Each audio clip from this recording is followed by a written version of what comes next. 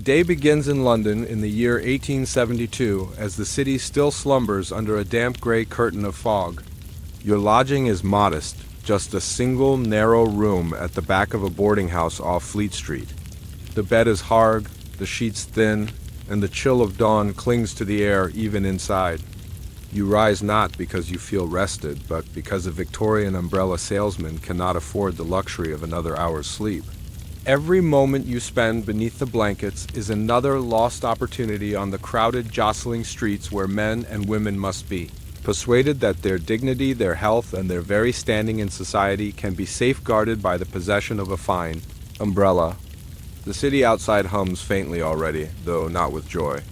It is the rumble of cartwheels over cobblestone, the rhythmic clip-clop of horses, and the metallic clang of iron-shod hooves striking stone. Fog rolls in thick coils, wrapping itself around gas lamps and making them halo-like specters of pale yellow. The smell of soot lies heavy in the air, mixed with the faint tang of manure, stale beer, and the acrid bite of coal smoke. London is alive, but it is a grim kind of life. You dress plainly but carefully, for appearance matters. Your suit is not new, nor does it carry the sheen of wealth, but it is brushed clean. The waistcoat has a few frayed threads, and the cuffs of your shirt are beginning to yellow, yet your jacket still holds its shape. On your feet, stout leather boots worn thin on the solace, but freshly polished carry you out into the world. The most important detail rests across your arm, a stack of umbrellas, neatly tied together with twine, black fabric, stiff whalebone ribs, and polished wooden handles. Each one is both your livelihood and your burden, for until they are sold, they remain a weight in your hands, a reminder of your uncertain trade. The umbrella is not simply an object. In the Victorian city, it is a mark of civility. For a gentleman, an umbrella is as necessary as a cane or a watch chain. For a lady, it is not merely protection from the drizzle, but a statement of refinement and modesty. The aristocracy might afford umbrellas with ivory handles, mother-of-pearl inlays, or carved animal heads that gleam when held in the weak sunlight. You, however, sell to the middle and lower middle classes, the shop clerks, the governesses, the minor clerks of government offices who can stretch their purses far enough for a plain but sturdy piece of rain armor. You step onto Fleet Street, the stones wet with last night's rain. The printers are already awake. The cries of paper boys ring out as they hawk the morning editions. Murder in Whitechapel. Parliament and scandal. French war rumors. Their voices crack through the fog, and you know that such cries stir the interest of passers-by. Passers-by mean potential customers. You shift the weight of the umbrellas, adjust your stride, and push into the bustle. The competition is fierce. At Ludgate Hill, another salesman already sets up a small stall with his wares spread wide. He has umbrellas in hues of navy, forest green, and even a daring burgundy colors that whisper of modern fashion. You scowl quietly, for your own stock is limited to black and dark brown, the cheaper dyes. But quality, you remind yourself, can sometimes triumph over novelty. You greet him curtly as you pass, and he nods, though the rivalry is unmistakable. In London, survival is not guaranteed for small traders. You call out softly to a man hurrying past in a threadbare coat. "Fine umbrella, sir?" Keeps out the damp, keeps your papers dry. The man glances at you, his eyes sunken, his cheeks hollow. He shakes his head, muttering something about bread costing enough without umbrellas. You watch him go, your chest tightening with that familiar sting rejection, not of you, but of the object you carry, and therefore, in some way, of your worth, but you press on. By mid-morning, the fog thickens rather than lifts. Ladies with veils walk arm in arm down the street, and you approach cautiously, offering your wares with deference. A few pause to look, running their gloved fingers along the polished handles, asking questions about the strength of the ribs, the weight of the fabric. You answer with rehearsed eloquence, explaining how the whalebone flexes but never breaks, how the oiled fabric sheds water as a duck's back, how the wooden shaft is seasoned to endure both storm and time. They nod, impressed, yet they leave without purchase. "Perhaps later," one murmurs.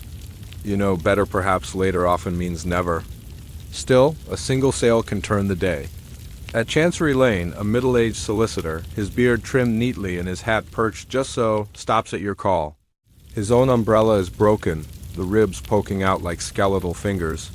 You offer him a replacement, plain and serviceable, for a fair price. He hesitates, then digs into his pocket, pulling out coins that clink against his palm. "I'll take it," he says with a sigh. You exchange goods for silver, and suddenly the weight of the bundle is lighter, the morning a fraction brighter. The city is not kind to the poor, and you see it every day. Ragged children dart between carriages, their faces smeared with soot.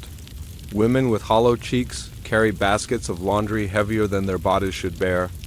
Old men beg at the corners, their hands outstretched, ignored by the well-dressed who step around them with disdain. You know your own fortune is fragile. You are but a few unlucky weeks away from sharing their fate. Selling umbrellas is survival, not prosperity. Noon approaches, and the sky remains hidden behind its blanket of gray. You pause for a moment, leaning against a lamppost, your fingers cold and stiff. The coins in your pocket jingle faintly, proof that the day has not been a complete loss. Yet more work remains. The people of London, after all, are always at the mercy of the weather, and you are there to profit from it. You straighten, adjust your bundle, and step back into the restless tide of humanity, ready once again to sell not merely cloth and bone, but a shield against the relentless drizzle of a Victorian day. The fog never truly clears. Instead, it clings stubbornly to every corner of London, seeping into clothing, hair, and lungs. Noon has passed, and the streets are at their busiest. Clerks hurry with rolled papers beneath their arms, governesses shepherd small children through the crush of carriages, and vendors call out their wares from every corner: roasted chestnuts, penny pies, boiled eels steaming in their tubs. You weave among them all, your bundle of umbrellas a strange sort of burden and banner both. The clatter of hooves echoes endlessly against the narrow facades of buildings, and every now and then a carriage wheel splashes into a puddle, sending muddy water across the legs of pedestrians. You notice immediately how many lift their arms in vain, how their coats are dampened and skirts stained. There, you think, there is my chance. You approach a young man whose trousers bear the fresh marks of a puddle's assault. "Sir," you say, keeping your tone smooth but urgent, the weather grows no kinder. "May I offer you a sturdy umbrella, fit for London's worst?" The man scowls, shakes his head, mutters something about spending his last shilling on tobacco. He waves you off. That is the nature of your trade 10 rejections for every one sale. The umbrellas weigh heavier with each refusal, as though the city itself conspires to remind you that necessity does not always triumph over poverty. Still, you press forward. At Holborn, the crowd thickens. Shop windows gleam with polished boots, fabric bolts, and gleaming hats that only the well-to-do can afford. The gas lamps stand tall, though unlit, for daylight such as it is still lingers. You station yourself near the corner of a bakery, its smell of warm bread drawing constant custom. Every man or woman who stops there becomes a potential buyer, for who can resist the suggestion that as they nourish their body, they ought also to protect their health? You pitch your words carefully. To an elderly gentleman with a stoop, you stress the umbrella's steadiness, how it can serve also as a walking aid. To a lady carrying a small child, you speak of protection, how the fabric shields not just her, but the infant as well. To a young clerk, hurrying with ink-stained fingers, you whisper of professionalism, how no man arriving at his office soaked through can command respect. Sometimes they pause. Sometimes they laugh. Sometimes they even buy. Each sale feels like a battle won, though the war against hunger, rent, and cold remains far from over. Around mid-afternoon, the weather shifts again. A drizzle begins, fine but persistent, dampening coats, flattening hats, soaking through shawls. It is your moment. Umbrellas are no longer luxury, they are salvation. You plant yourself on the corner of Kingsway, your voice carrying through the wet air. Keep dry, ladies and gentlemen. Finest umbrellas, strong whalebone, oiled fabric, built to last. No need to arrive drenched when protection is but a coin away. The effect is immediate. Passers-by slow, consider, weigh their purses against the misery of wet clothes. A clerk buys one, hurriedly exchanging coins before rushing into the rain. A governess hesitates, then buys, her gratitude hidden beneath a stern nod. A pair of apprentices laugh, saying they cannot afford such finery. but one returns secretly a moment later with half the price, bargaining desperately. You lower your sum slightly, better a small profit than none, and hand him a plain, sturdy umbrella. His grin is worth more than the silver. For a time, the rain is your ally, but as quickly as it began, it ceases, leaving only the damp air and puddled streets. The crowd thins. Many rush back indoors, unwilling to loiter in the chill. Your trade slows. Hunger gnaws at you, and you realize you have not eaten since morning. With a portion of your earnings, you purchase a meat pie from a street vendor. The crust is thick, the filling meager, but it fills the hollow of your stomach and lends strength. You stand there, umbrella bundle resting against your leg, pie in hand, watching the city move. There is beauty here, though often hidden beneath grime. The sweep of St. Paul's dome rising in the distance, shrouded in mist. The orderly chaos of carts and carriages. The brief flash of a smile between two strangers, gone as quickly as it appeared. London is vast, merciless, and yet it holds a strange fascination you cannot imagine leaving it, even for the chance of easier work elsewhere. But fascination does not pay rent. You must walk again. Toward late afternoon, you turn onto a narrower lane where the shops are smaller, the people poorer. Here, the umbrellas are harder to sell, for every coin is guarded with ferocity. Yet here too, you find the desperate buyers, those who know what it means to be drenched through, to shiver in cold boarding rooms, to risk illness for lack of a simple covering. You see a woman selling flowers at the curb, her thin shawl doing nothing against the damp. You approach gently. She shakes her head at first, murmuring she has no money. But when you lower your price and show her a smaller model, she considers.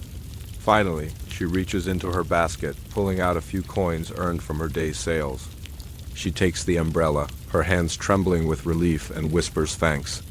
That moment, small though it is, warms you. Evening begins to descend. The fog grows thicker once more, mingling with smoke from chimneys and lamps newly lit.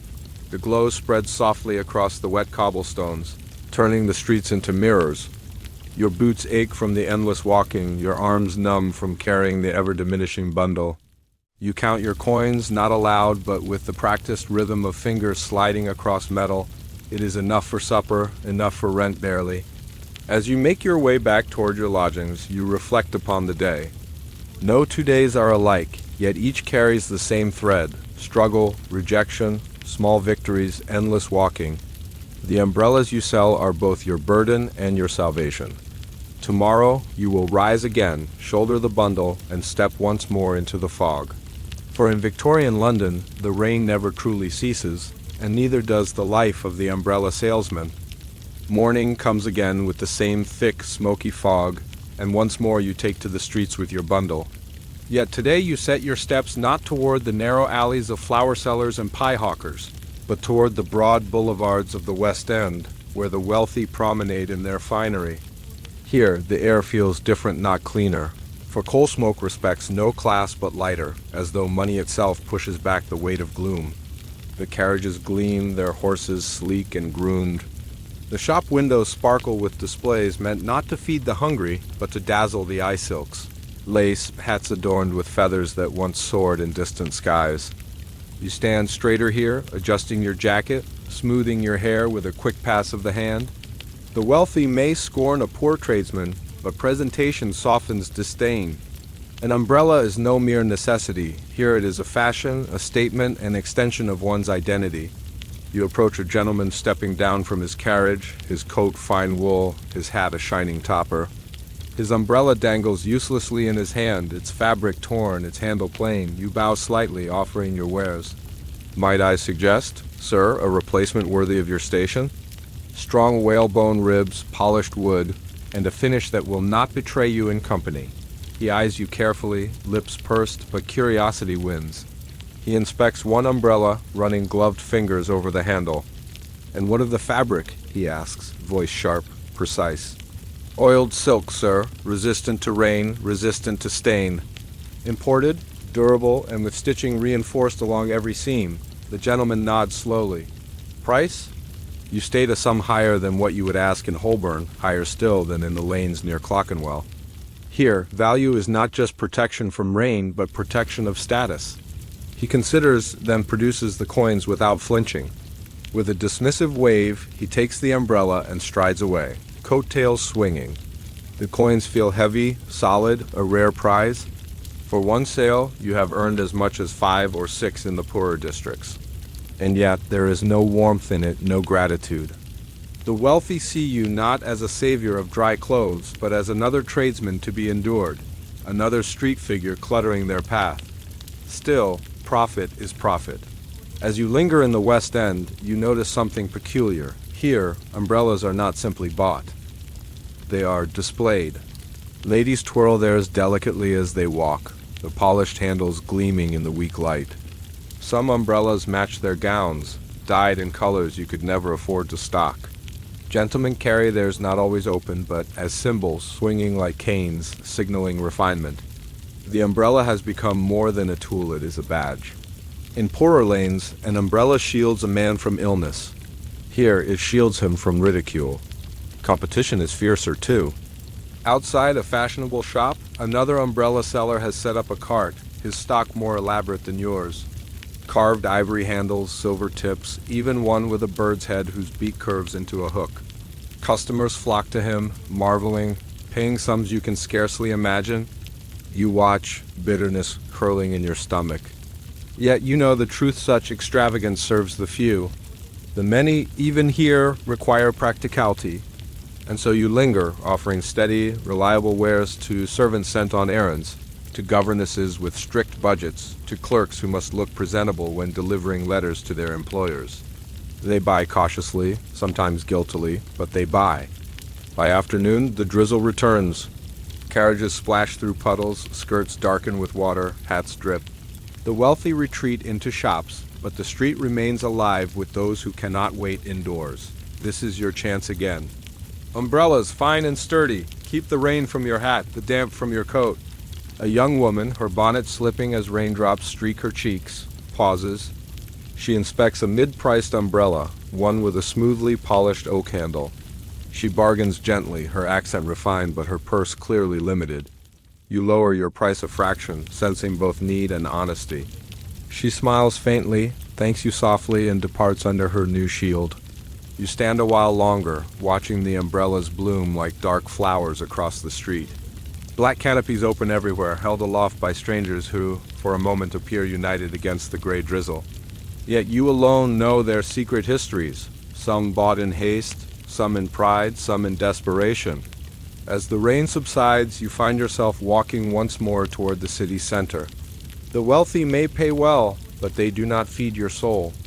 Their coins fill your pocket, but their disdain leaves you hollow. You crave the humanity of the poorer districts, where each sale matters deeply, where gratitude lingers in the eyes of those who sacrifice to afford your wares. Evening approaches, and the streets glow with gaslight. The lamps shimmer against the damp cobblestones, and your boots echo as you walk. You count your earnings carefully, separating the larger silver from the smaller copper. Tonight you can afford not only bread, but perhaps meat and a pint of ale. Luxury in its own humble way. But as you pass another vendor, one selling umbrellas so fine they gleam like ornaments, you feel the gnawing bite of envy. For though you survive, others prosper. For though you sell dignity and shelter, you remain outside it yourself. And so with tired arms and aching feet you return to your lodging, the coins heavy in your pocket, the weight of umbrellas lighter than it was this morning, and your mind restless with the thought that tomorrow the same endless battle awaits. Though most of your days are spent treading the streets, calling to strangers, and weighing coins in your palm, there is another side to your trade, the unseen world of making. Every umbrella you sell once began in the hands of someone else, in workshops hidden behind narrow doors and smokestacks that choke the sky. On a rare morning when you have sold enough the previous day to justify delay, you walk eastward, past the river's slow crawl, toward the quarter where artisans labor. The air here is thick with the smell of glue, oil, and dye. Buildings are crowded together, their windows streaked with soot, their doors swinging open to reveal cramped rooms where men and women work tirelessly at their crafts. The umbrella, though simple in appearance, is born of many hands. The ribs must be cut and shaped whalebone or steel in newer models, each one filed smooth, hinged with precision so that it opens and closes without fault. The shafts, often of oak or ash, are carved and polished until they gleam. The handles may be plain, but in better shops they are shaped into curves, hooks, or intricate figures. Then comes the fabric. Cotton, linen, or silk, stretched taut and stitched carefully, seam by seam, so that not a drop of rain will find its way through. Finally, the entire piece is assembled, tested, adjusted, and made ready for trade. You step into one such workshop, greeted by the familiar creak of wood and the sharp tang of varnish. Inside, men bend over benches, their hands stained with dye, their fingers calloused from hours of labor. A boy scarcely 12 works the stitching, his small hands darting quickly with a needle. His eyes look weary, but his work is neat. He has learned already that a single careless stitch can ruin the entire canopy. The master craftsman, a stout man with a leather apron, greets you with a curt nod. He knows you by now, knows that without his labor you would have nothing to sell, and without your selling his work might languish in storage. It is a delicate dance, both of you dependent on the other, though neither willing to admit it aloud. You examine the latest batch of umbrellas, running your fingers over the polished handles. Some are sturdy and plain, the kind you can sell to clerks and governesses. Others have touches of flair, a brass cap at the end, a fabric dyed just slightly blue, a handle carved into a serpent's head. Those you can carry to the wealthier districts, hoping to fetch a higher price. But you also know the darker side of these workshops. The hours are long, the pay meager. The boy stitching beside the window will likely spend his youth hunched over fabric until his eyes weaken. Women employed here often work from dawn to dusk, their wages barely enough for bread. The men inhale dust and fumes, their lungs thickening, their backs curving under the strain of endless bending. You yourself have never made an umbrella. Your skill lies in words, in reading faces, and knowing when to press and when to retreat. Yet you cannot forget the weight of the labor behind each item you carry. When you lift your bundle each morning, you carry not just wood and fabric, but the sweat and fatigue of those unseen workers. The master sets a price for your next stock. You haggle, though never too harshly. He must profit as you must. Finally, coins change hands, and you take up your new bundle. It feels heavier than before, though in truth it is not. Perhaps it is the knowledge of its origin that makes it so. As you leave, you pass another workshop where wealthier umbrellas are crafted.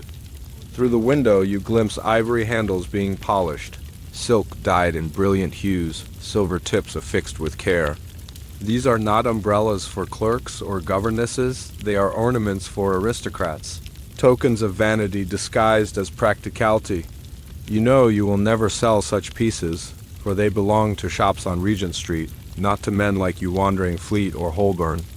Still, you wonder at the gulf between these two worlds, the poor boy stitching cotton in a smoky room, and the lady who will someday twirl her silk umbrella beneath a chandelier. The distance is immeasurable, yet bound together by this single object. With your new stock secured, you make your way back through the streets, the bundle pressing into your shoulder. You notice once again how London thrives on unseen hands. The baker's bread, the tailor's coat, the umbrella you sell all are born in dim rooms where laborers toil without glory. You, at least, stand in the open air, free to walk, free to bargain. Yet even you feel the city's weight, the endless hunger of survival. By afternoon, you are back at your station near Fleet Street. The drizzle has returned your best ally. You untie the bundle, select one of the new umbrellas, and hold it aloft for passers-by to see. The wood shines faintly, the fabric smooth, the handle polished. Strong umbrellas, fresh from the craftsman's hands. Keep yourself dry, keep your dignity intact. A woman pauses, her basket of groceries heavy in her arms. She examines the umbrella, tracing the seams with her finger. Stitched well, she murmurs, almost to herself. You nod, assuring her of the quality, though inside you silently thank the boy in the workshop whose neat stitches caught her eye. She takes her prize, and hurries off into the mist. The day continues as all days do, rejections, small victories, endless walking. Yet now, with each sale, you think of the hands behind it, the boy stitching, the man carving, the woman dyeing fabric. Invisible companions in your trade, partners in struggle, though you may never speak again. And as evening settles and you return to your room with fewer umbrellas and a pocket of coins, you feel not just the exhaustion of the streets, but the echo of the workshops. The city does not sleep, for even as you rest, others bend over fabric and wood, preparing the stock that tomorrow you will once again carry into the fog. The streets of London are never yours alone. Every corner, every marketplace, every alley with even the faintest promise of custom belongs to someone. And as an umbrella salesman, you learn quickly that rivals are as constant as the drizzle itself. You first notice it when you step onto Ludgate Hill one morning, your bundle freshly filled with stock. The fog still lingers and the ground shines with the remnants of last night's rain. You think it a perfect start to the day until you see him. A tall man with a booming voice has planted himself at the very spot where you often stand. His wares are spread wide across a makeshift stall, handles gleaming, fabric neatly arranged, a bold sign proclaiming finest parasols and umbrellas fair prices. He bellows at the crowd like a ringmaster, drawing eyes, drawing coins. You tighten your grip on your bundle. You could confront him, claim the space as yours, but what is your claim? No law protects a street vendor's corner. Territory is held not by deed, but by presence, by persistence, by the willingness to fight or endure. So you move on, silently seeking another stretch of pavement where eyes may fall upon you instead of him. Such moments are common. Umbrella salesmen are everywhere, for the city's weather invites the trade. Some carry carts, others only small bundles like your own. Some shout with vigor, some whisper with sly persuasion. Each one is both colleague and enemy, bound by the same struggle, yet willing to undercut, to outshout, to outlast. There are tricks, of course. You learn them as every tradesman does. Some salesmen boast false claims that their fabric is Parisian silk when it is mere cotton. Others swear their handles are carved mahogany, though the wood is plain ash-stained dark. Some even spread whispers, casting doubt on rivals. That man sells umbrellas that snap in the wind, they murmur, beware his wares. You try not to stoop to such deceit, though temptation whispers often.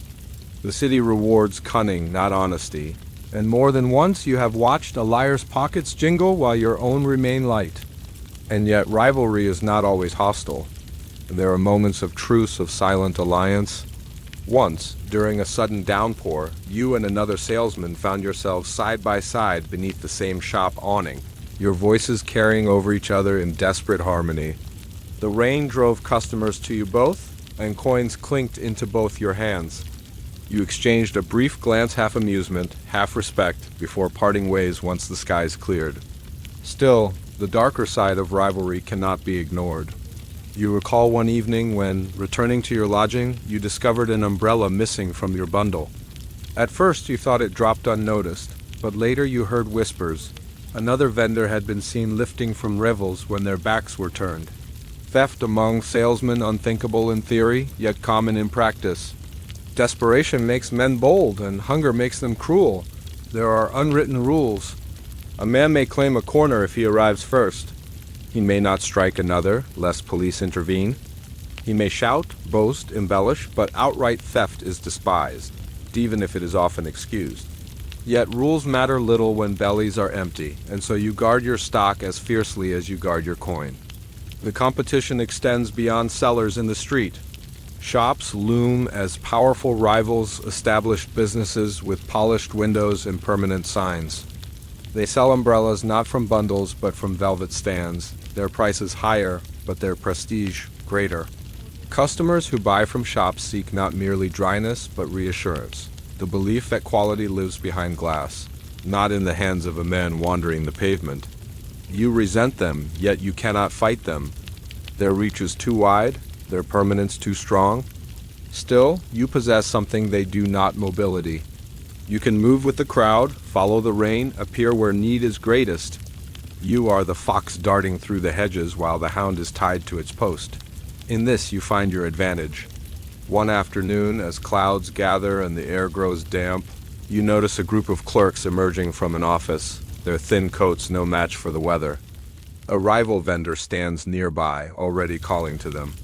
Yet his price is high, his manner brusque. You approach instead, softer, gentler, offering a fairer sum. The clerks glance between you both, hesitate, then choose your wares. Coins pass to your hand. The rival glares, his jaw tight, but says nothing. Victory, in its quiet way, is yours, but such victories are fleeting. Tomorrow, the roles may reverse, and you may find yourself outshouted, undercut, ignored. Rivalry is the rhythm of your trade push and pull, loss and gain, triumph and defeat. No corner belongs to you forever, no customer is guaranteed. Every day begins anew, the same battle fought with different faces.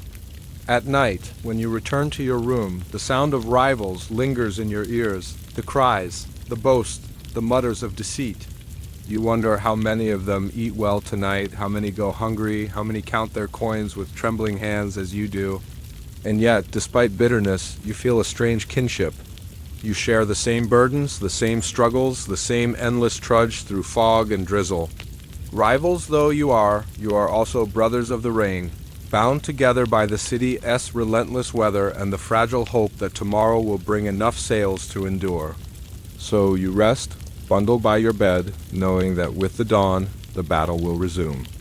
The rivals will return, the corners will fill, and the endless game of umbrellas will play out once more across the damp streets of Victorian London.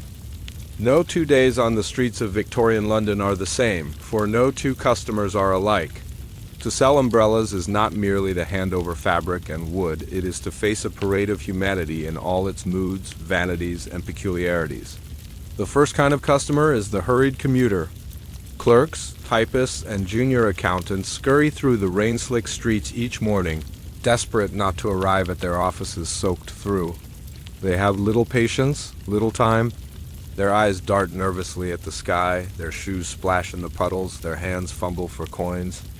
With them there is no haggling. They either thrust a coin into your palm at once, snatching the umbrella without inspection, or they wave you away, muttering that they have no time.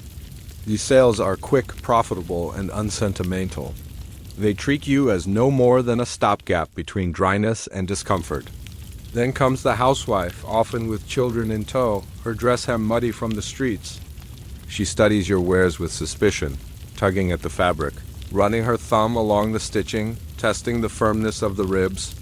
She demands not merely an umbrella, but a guarantee that the cloth will not tear at the first gust, that the handle will not splinter in her grasp. With her, you must speak gently, persuasively, reassuring her that though your goods may not be as grand as those in the shop windows, they are sturdy and honest. Sometimes she bargains fiercely, pinching coins between her fingers as though they are her lifeblood. Sometimes she sighs, admits defeat, and buys nothing at all. Yet, when she does purchase, it is with the solemnity of a general signing a treaty, for she cannot afford to waste her household's money. Children, too, make appearances not as buyers, but as beggars of umbrellas. They giggle, tug at your coat, plead for something free. You cannot oblige, of course, for your stock is your livelihood. Yet sometimes, when the rain falls hard, you angle an old, broken umbrella over their heads for a moment, earning their laughter before they dart away. Small gestures like this cost you nothing but earn you a strange kind of dignity.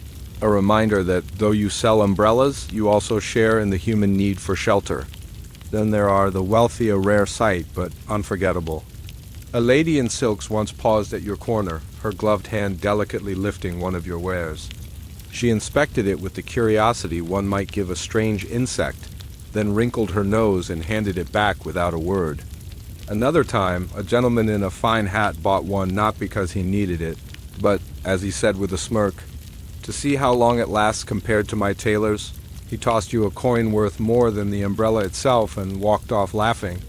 Their interest is not in the umbrella, but in you, the spectacle of a working man offering his goods in the rain. Their coins are heavy, but their glances often cut deeper than poverty itself. The most curious customers are those who treat umbrellas not as tools but as symbols.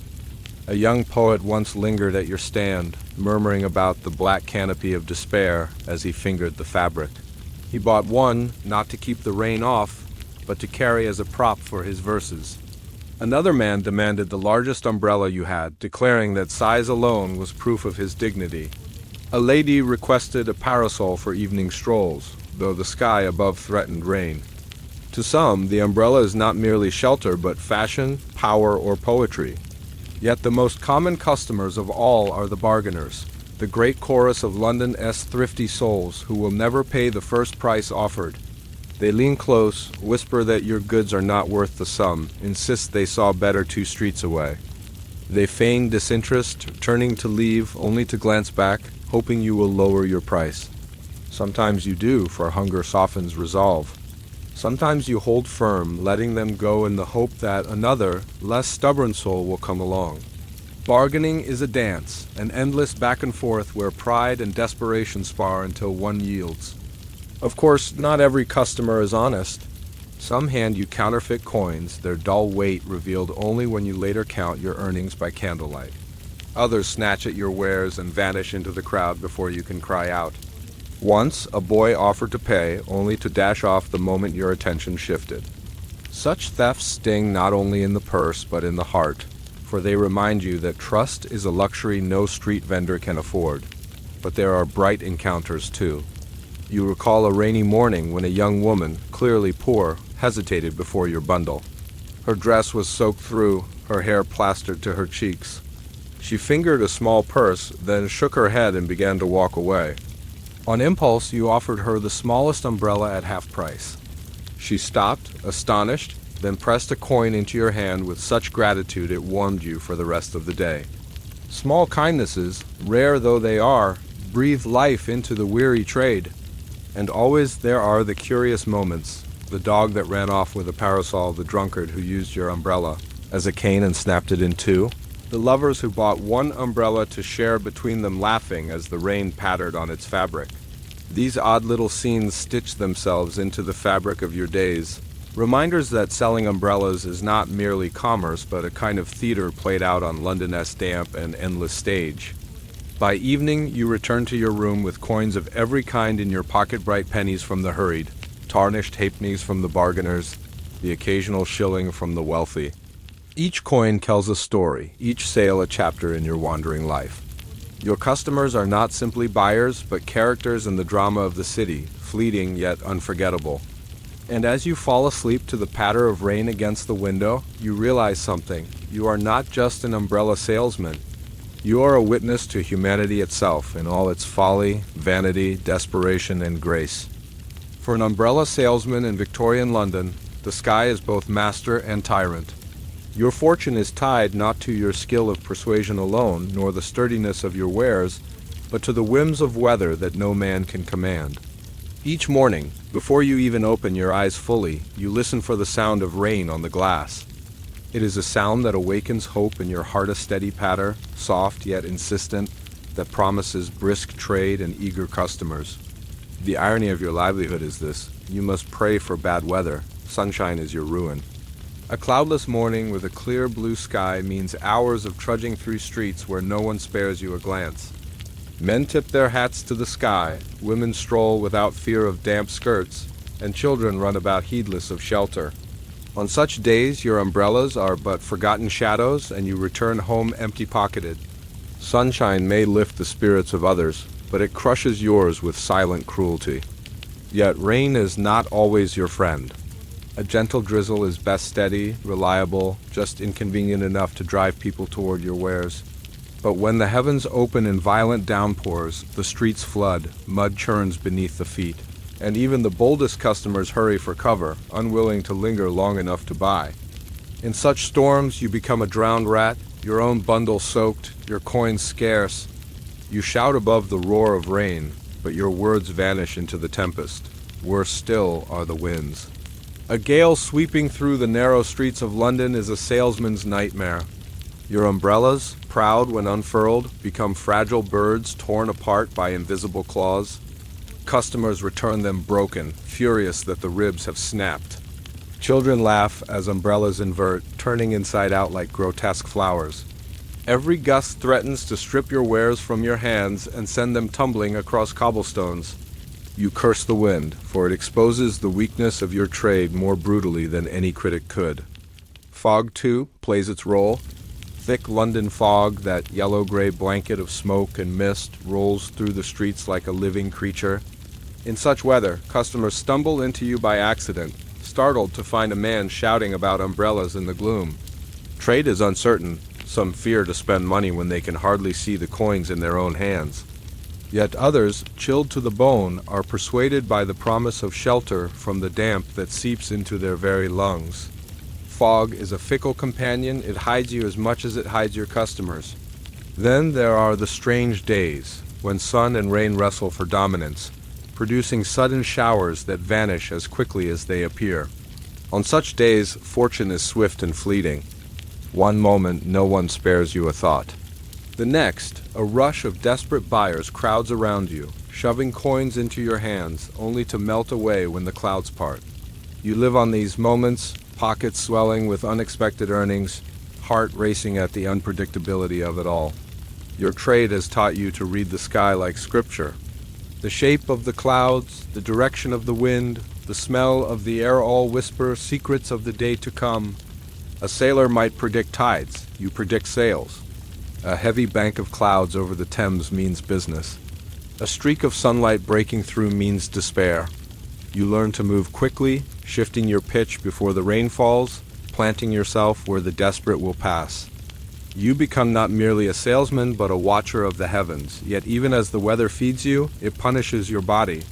Long hours in the damp chill gnaw at your bones. Your coat, though patched, cannot keep out the endless drizzle. Your boots squelch with every step, solace worn thin by mud and cobblestone alike.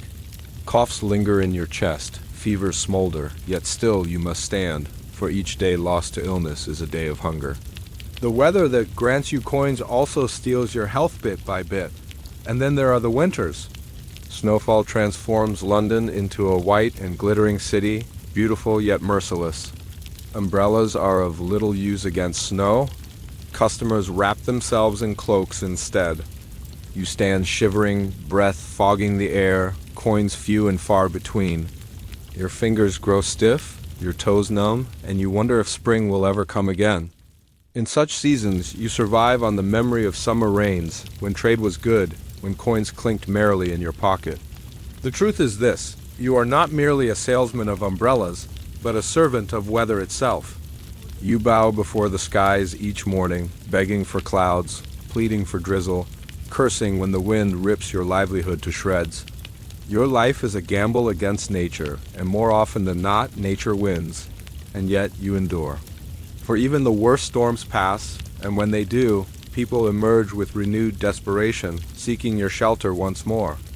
The skies may mock you, but they also make you indispensable. And in that contradiction lies both your curse and your salvation.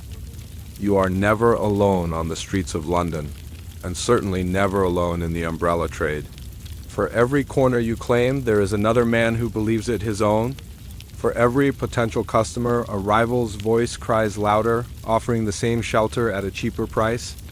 To sell umbrellas in Victorian London is not merely to endure the weather, it is to fight for survival against your fellow sellers.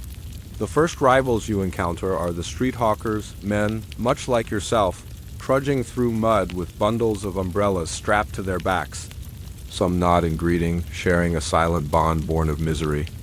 Others glare, seeing in you nothing but a thief of their coin. On rainy days, the city becomes a battleground of cries. Umbrellas! Fine umbrellas! Echoing from every corner, voices overlapping, competing for the ears of passers-by. You must shout louder, wave your wares higher, make yourself seen in the crowd, lest you vanish into obscurity. There is a cruel etiquette among hawkers. The unwritten rule is that once a man has claimed a busy corner, it is his until he leaves. To intrude upon his spot is to invite confrontation, and yet, desperation drives men to break this rule. More than once, you have found yourself shoved aside, your cries drowned out by a rival who plants himself brazenly at your elbow. Arguments flare, curses are exchanged, and sometimes fists fly. The police rarely intervene, for to them you are all the same, nuisances cluttering the streets. But rivals do not always wear the face of poverty. The true giants of competition are the shopkeepers.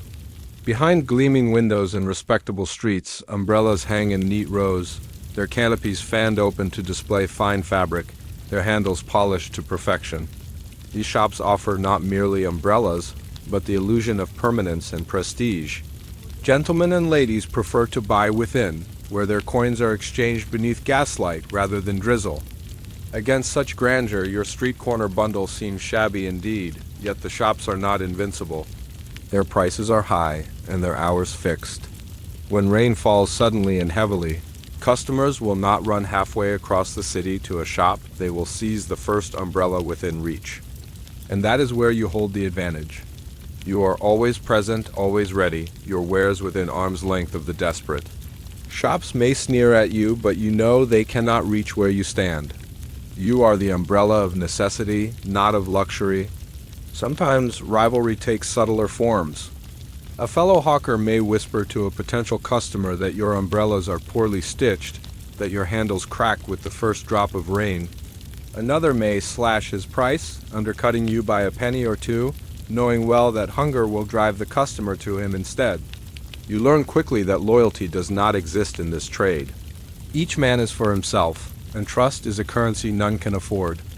Yet, in strange moments, a kind of fellowship blooms. On a bitter winter's day, when the streets are deserted, you and another hawker may huddle together, sharing warmth and silence. In the shelter of an alley, a crust of bread may be passed between rivals, each knowing that hunger unites more powerfully than competition divides. And when word spreads of a thief or a cruel customer who cheats sellers out of their wares, men like you exchange warnings, a quiet network of survival. Rivals by trade, brothers by circumstance, still rivalries can grow fierce. You recall the tale of old Carter, an umbrella seller who guarded his pitch outside a busy railway station as if it were a fortress. For years he stood there through every storm, his bent figure as permanent as the stones beneath his feet. But one morning a younger hawker planted himself at Carter's side, refusing to budge. The quarrel turned violent, umbrellas wielded like cudgels. Carter fell, and though he survived, he never returned to that station. The younger man took his place, and so the cycle continued. There are whispers, too, of gangs, groups of hawkers who band together, claiming whole districts as their own. Strangers who enter their territory are swiftly driven out, their wares snatched, their faces bloodied. You steer clear of such men, for they are as dangerous as the weather itself. Better to wander the streets freely, earning what you can, than to entangle yourself in the politics of gangs. Even beyond hawkers and shops, there is competition from invention itself. In recent years, whispers spread of improved umbrella designs, lighter frames, stronger ribs, fabrics treated to resist water. Some boast that soon umbrellas will be cheap enough for all, mass-produced in factories rather than stitched by hand. If such a future comes, what place will there be for men like you, trudging through rain with bundles on their backs? The thought chills you more than any storm. And yet, for all the rivalry you endure, you learn to pitch your voice so it cuts through the din, to shift your ground before a rival claims it, to charm a customer even when another whispers slander in their ear. You survive not by crushing your competition, but by outlasting it. Men come and go, shops rise and fall, yet you remain an umbrella in the rain, steadfast and unyielding. In the end, rivalry is as constant as weather. Just as clouds darken the sky and winds tear at the city, so too do rivals nip at your heels. You cannot escape them. You can only learn to live alongside them. And in this uneasy balance you find a strange kind of stability. For every man who seeks to take your coin, another shares in your suffering. And perhaps deep down you know this truth. The city is vast, the rain unending, and there will always be enough misery to go around. The streets of London give, but they also take. Day after day, hour after hour, you tramp along cobblestones slick with rain or churned into mud. Your boots, once sturdy, are now worn thin, sawless patched with scraps of leather, their stitching frayed. Each step sends a dull ache up your legs. By evening, your back bends beneath the weight of your bundle, your shoulders knot with stiffness, and your arms tremble from holding umbrellas aloft for hours on end.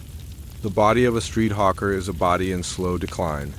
The damp air clings to you like a second skin, creeping into your chest, settling there until every cough rattles your ribs. The fog carries soot and smoke, and each breath feels like swallowing ash. Some mornings you wake with your throat raw, your nose running, your head heavy, yet still you must drag yourself into the streets. To stay in bed is to forfeit a day's earnings, and forfeiting a day's earnings is to flirt with hunger. Illness becomes a companion, one you cannot afford to indulge. Food is meager. A stale crust of bread, a heel of cheese, perhaps a bowl of thin broth from a street vendor, if the day's sales have been kind. Rarely does meat cross your lips, except in scraps left over from the butcher's cheaper cuts.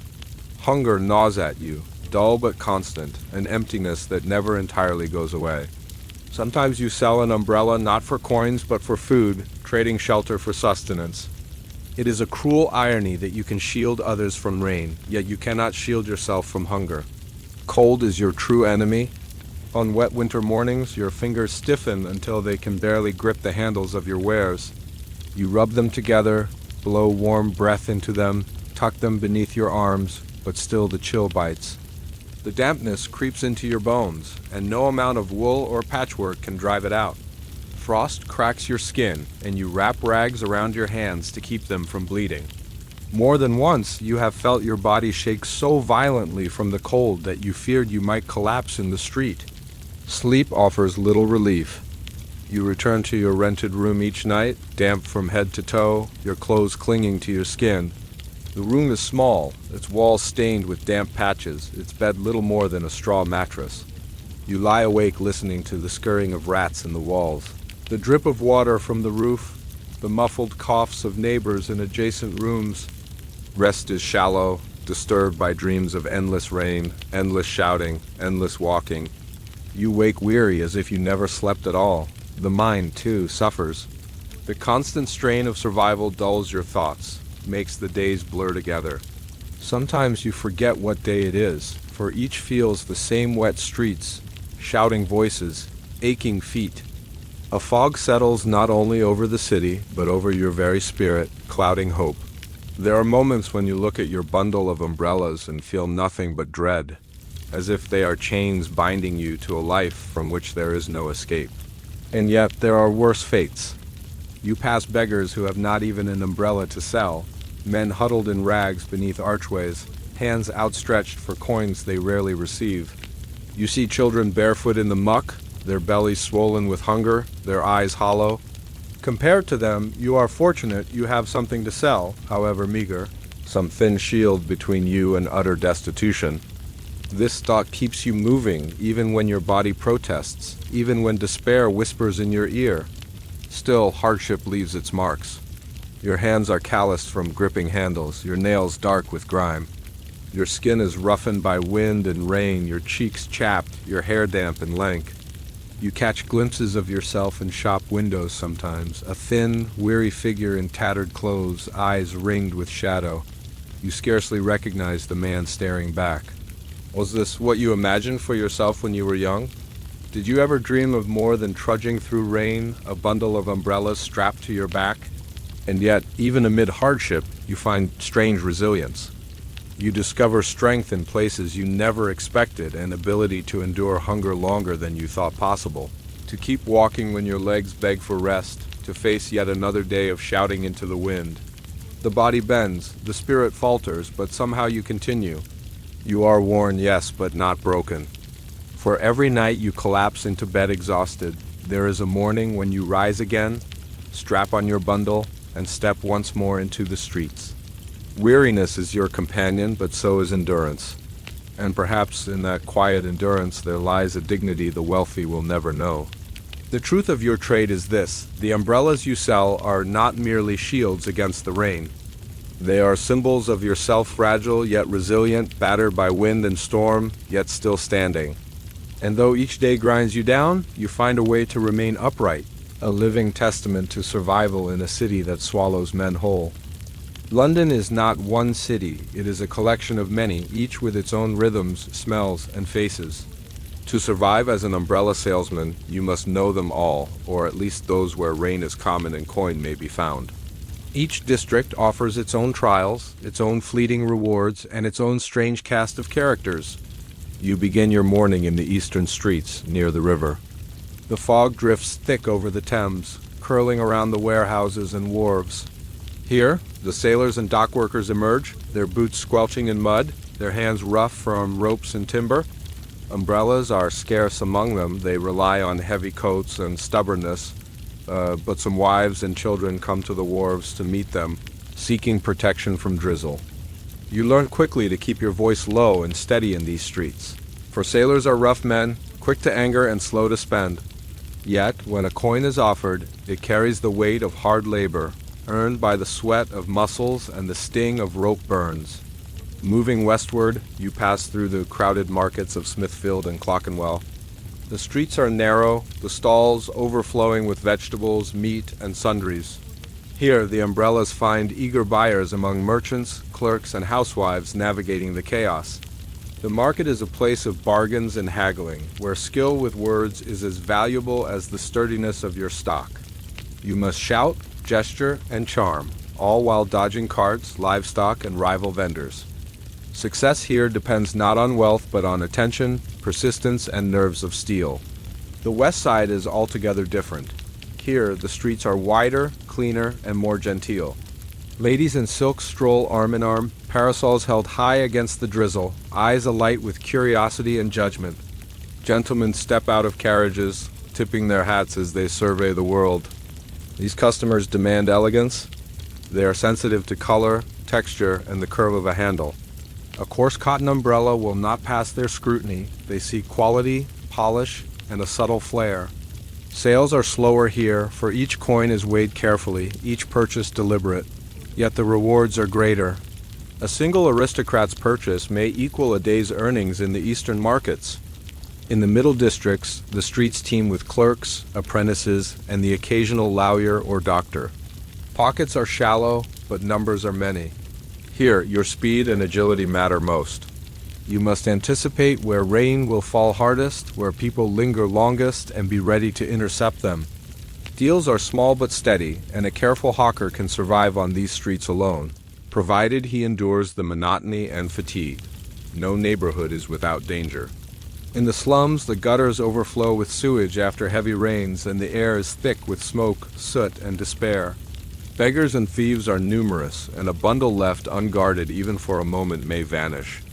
In the wealthier areas, snobbish disdain can cut deeper than hunger, for a harsh word from a passing lady can unsettle a customer and leave your wares unsold. Each district challenges in its own way poverty, crime, haughtiness, and the unpredictability of weather all collude to test your endurance. You learn, too, that different districts have different rhythms. The morning may be best in the markets, where early shoppers seek shelter before the streets fill. Midday may favor the squares and business streets, where clerks spill into the sun and need protection for the short walk to lunch. Evenings, damp and quiet, offer only the desperate, the slow walkers, the children returning from school, the solitary women caught unprepared. Timing becomes a skill as critical as salesmanship itself. Yet in wandering you find small wonders. The smell of fresh bread in Clerkenwell, the laughter of children splashing in puddles near the river, the flicker of gaslight reflecting off wet cobblestones. Every district is a stage for the same drama. Human beings moving through rain, seeking shelter, pausing only briefly to exchange coin for wood and fabric. You are both observer and participant, living in the interstices of city life, seeing the hidden London that no map can show. Occasionally, you discover hidden pockets of opportunity. A small alley behind a theater, where patrons spill out into the rain after a performance, is fertile ground for a quick sale. The entrance to a factory, where workers file out at the same hour each day, provides a reliable stream of customers. Knowing the ebb and flow of each district is like reading the pulse of the city itself. A wrong move can leave you empty-handed. A right one can fill your pockets for days. By nightfall, you have traversed miles of London streets, through east and west, market and alley, slum and square. Your boots are wet, your back aches, and your bundle is lighter than it was at dawn. Yet, in every neighborhood, you have learned something new about the people, about the streets, about yourself. You carry not only umbrellas, but knowledge, experience, and the faint pride of endurance. Each district leaves a mark on you. The river district teaches resilience. The markets, patience, the West End, attention to detail. And all of them teach the same lesson. In a city as vast and mercurial as London, survival is never guaranteed. You must adapt, endure, and persevere, moving through the rain and fog like a shadow that no storm can fully wash away. And as you return to your lodging feet caked and mud hands raw from gripping handles, you realize that wandering these districts is more than trade. It is a form of living a strange communion with the city, its people, and its ceaseless rain. You are not merely a salesman. You are a witness to London itself, carrying its burdens and its shelter alike. The streets of London are never entirely safe, and as an umbrella salesman, you navigate a city alive with both opportunity and peril. Every corner holds a potential customer, but also a potential threat. To survive, you must keep eyes and ears sharp, senses attuned not only to coin but to danger. The first and most common hazard is theft. Coins are small, but they are the measure of your survival. Children darting between your legs may snatch a penny or two. A distracted passerby may lift a single umbrella when your attention is turned. Once, a man posing as a customer pretended to examine your stock, only to disappear into the crowd clutching the finest of your umbrellas. Rage simmers in such moments, but you know anger cannot chase the thief. You note his appearance, perhaps swear silently, and carry on. There is always more rain, always more customers. Drunken men are another menace. The pubs of London pour forth their patrons like torrents into the streets, and when the rain falls, they stumble blindly. Some spill beer onto your wares, staining the fabric. Others knock over your bundle in careless revelry. A few become aggressive, demanding an umbrella without payment or mocking your prices. You learn quickly that confrontation is dangerous. A clever word, a steady posture, and retreat are often wiser than a fight. Your trade leaves little room for bruised ribs or torn garments. Animals add to the unpredictability. Dogs run loose in the streets, chasing carts or barking at the fog. One poor beast once knocked a bundle from your back, sending umbrellas tumbling into mud. Rats scurry across the gutters, their tiny claws catching on cloth and wood, leaving you wary even when the streets seem empty. Every step is measured, for the city's hidden life lurks beneath the apparent calm. Then there are the weather's own hazards. Sudden storms can create rivers of water along the cobblestones, turning streets into dangerous torrents. Puddles hide holes or loose stones, and an inattentive step can send both you and your umbrellas crashing to the ground. A gale can turn a sturdy umbrella into a whip, snapping ribs, and sending canvas flapping like a flag in battle. You learn to read the sky, to anticipate the rain's fury, and to brace yourself against winds that seek to undo every effort. Encounters with other humans can be stranger still. Occasionally, you meet those who seek to test you not with theft, but with curiosity, mockery, or bizarre requests. Once, a man insisted that you sell him an umbrella capable of withstanding a tornado, though he could barely articulate what that meant. Another, a woman in extravagant dress, demanded that you fashion a parasol with a handle carved like a swan, insisting it be delivered before sunset. Some requests are comical, others frustrating, and yet all demand your attention in a trade where time is coin. Dark alleys pose their own menace. You learn to avoid them when possible, for they are the haunt of pickpockets, gangs, and drifters. Shadows seem to move with intent, and more than once you have felt the brush of a hand in your pocket, or the sudden presence of someone behind you when no one should be there. A quick step, a firm voice, and sometimes sheer luck are your only defenses. Survival in such moments is instinctive, honed by repetition and fear. Accidents, too, are constant companions. A cartwheel can run over an umbrella left on the ground, splintering its handle. A falling sign, loosened by wind, can strike your bundle or your shoulder. You have learned to expect the unexpected, to remain vigilant even when a customer appears kind, and to treat each day as a delicate balance of skill, timing, and luck.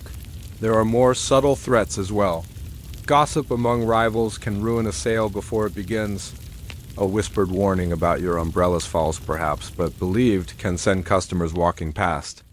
You encounter men and women whose influence is quiet but powerful, capable of shaping the currents of coin and attention through a single rumor. Navigating these unseen hazards requires as much tact as selling itself. And yet, not every encounter is dangerous. Sometimes the city surprises you with moments of camaraderie. A fellow hawker may step in to protect you from an overly aggressive drunk, or a passerby may warn you of a gang of thieves ahead. Rare acts of kindness illuminate the darkness of the streets, brief and fleeting, but enough to remind you that London is not entirely hostile. Through all these hazards you learn endurance, patience, and cunning. You move with the crowd, anticipate mischief, and protect your wares as if they were your children. You learn to carry the bundle in a way that distributes weight and shields fabric, to position yourself where dangers are least, to read the intentions of strangers before they act. Survival is not merely a matter of selling umbrellas. It is a constant negotiation with the city itself, a dance with shadow and weather, with humanity at its most unpredictable. By the day's end, bruised, soaked, and weary, you tally your coins. Each is a victory, a token that you have endured another round of hazards, another ballet of peril and chance. You have faced thieves, drunks, animals, wind, rain, and shadow and survived. And as you return to your lodging, shoulders stiff, boots caked with mud, you understand that danger is inseparable from your life as an umbrella salesman. The streets may threaten, but they also reward. And it is only by walking this narrow edge that you earn your meager fortune and perhaps some quiet pride. London changes with the seasons, and as an umbrella salesman, so does your life. Each shift in weather brings new challenges, new opportunities, and a constant need to adapt.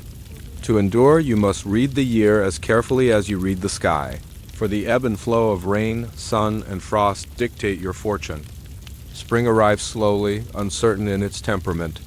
One day the sun shines pale and weak over cobblestones, and the next, a sudden shower drenches the streets within moments. It is a season of hope and frustration. People emerge from their winter coats, stepping into damp streets without umbrellas, forgetting the chill of earlier months. You watch them pause at your bundle, some wary, some desperate, seeking protection against the capricious showers.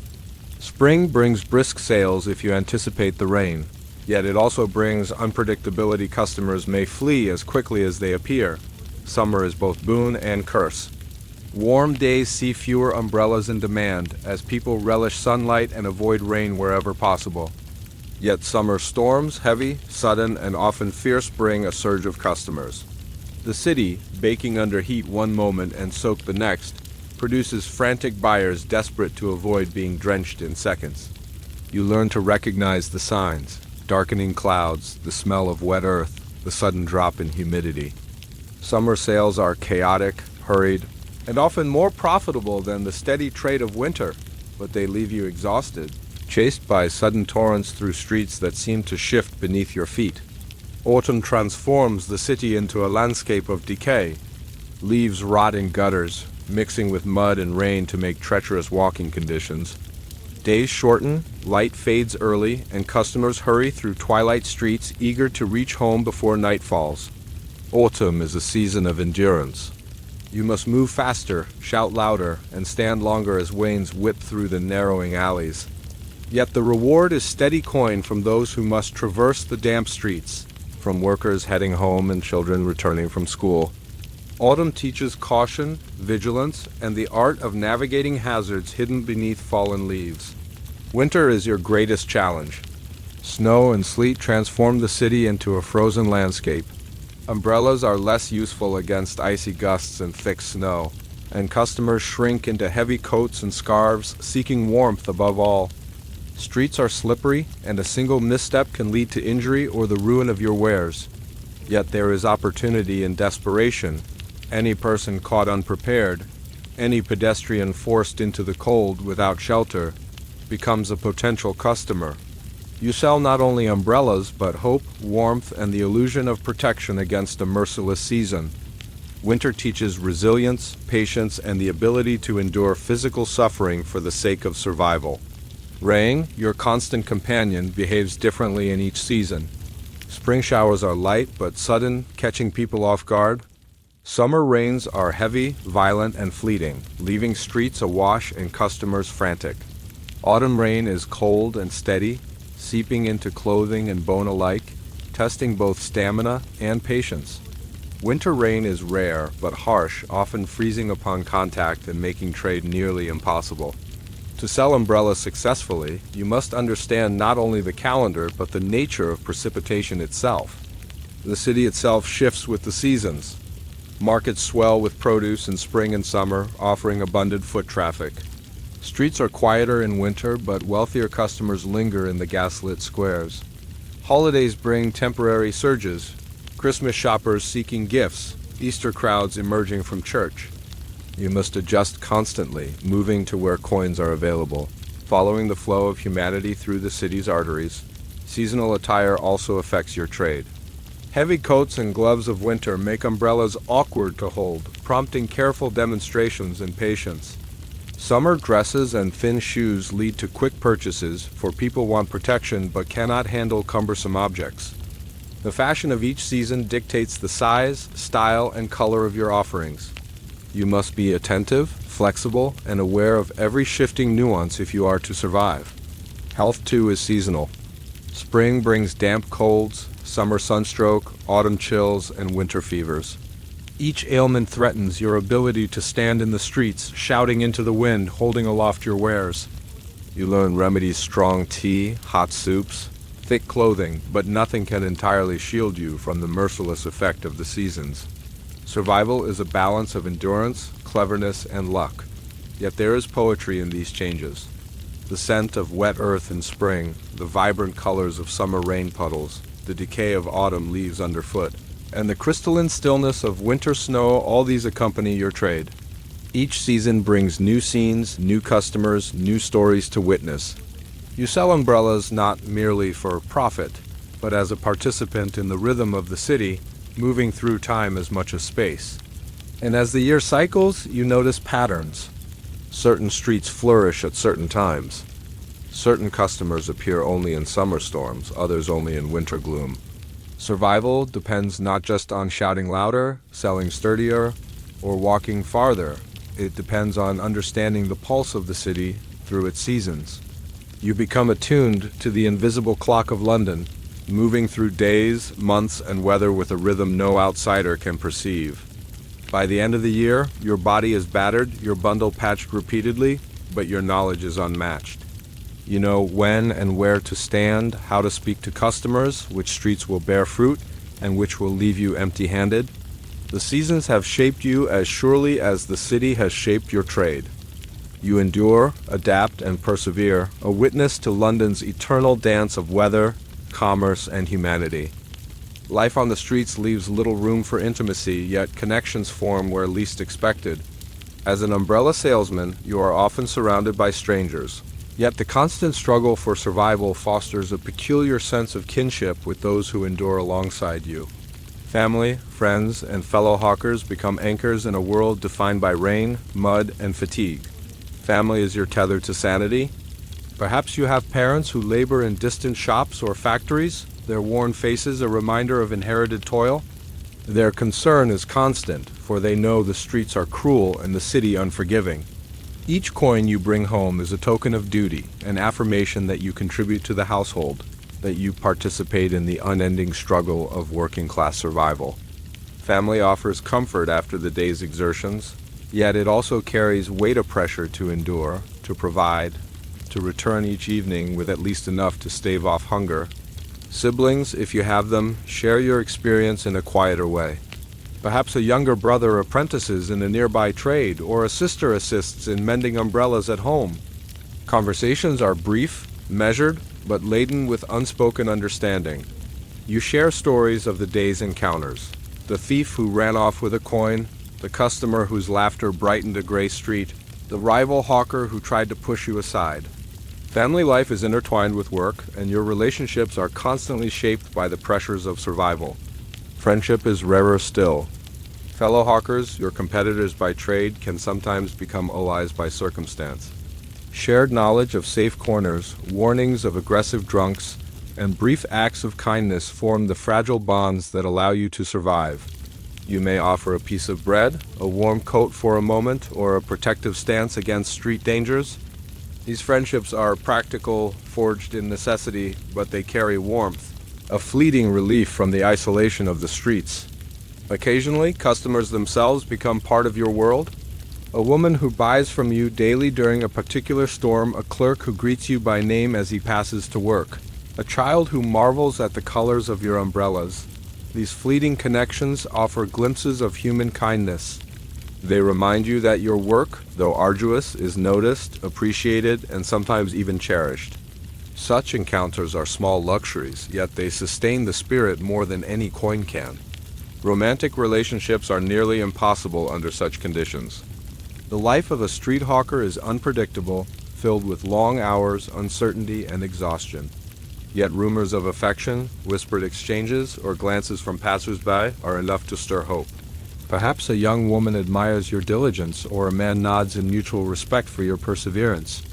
These connections, though ephemeral, remind you of life beyond the streets, offering solace against monotony and despair.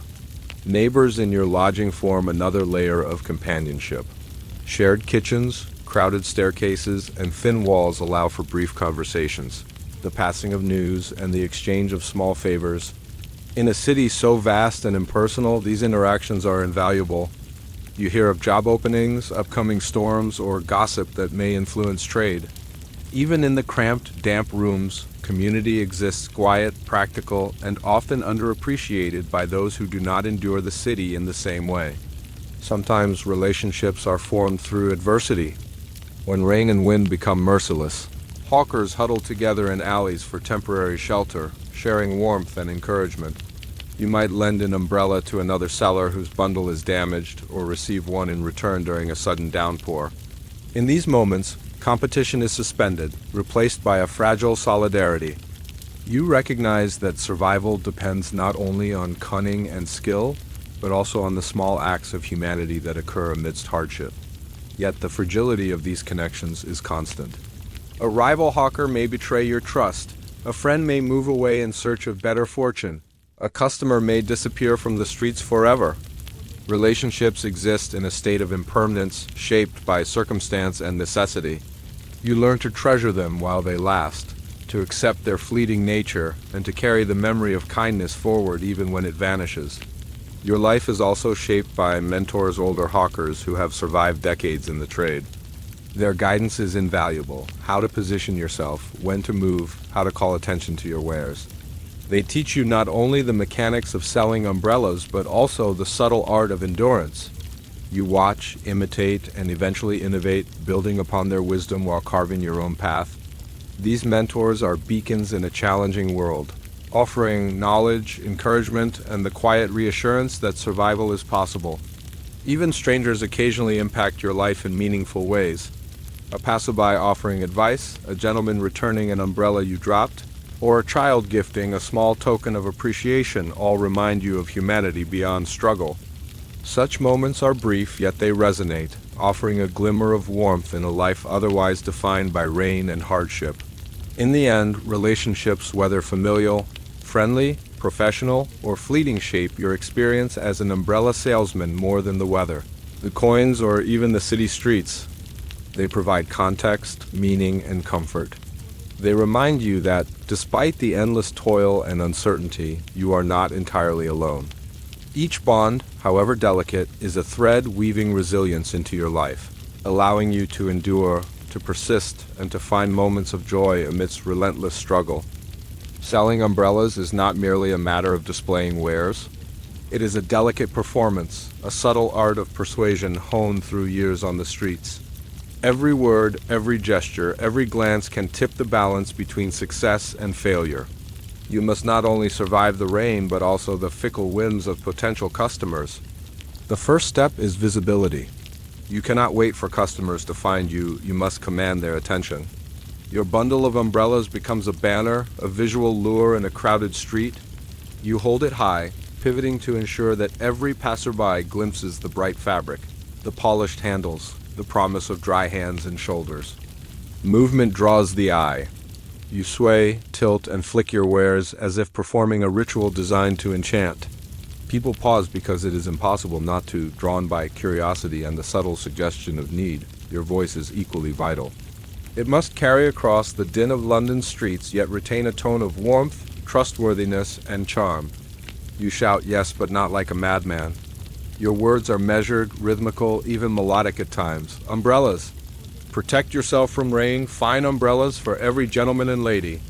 Each phrase is designed to suggest value, necessity, and urgency. You experiment with cadence, adjusting the volume and pitch depending on the crowd, the weather, and the time of day.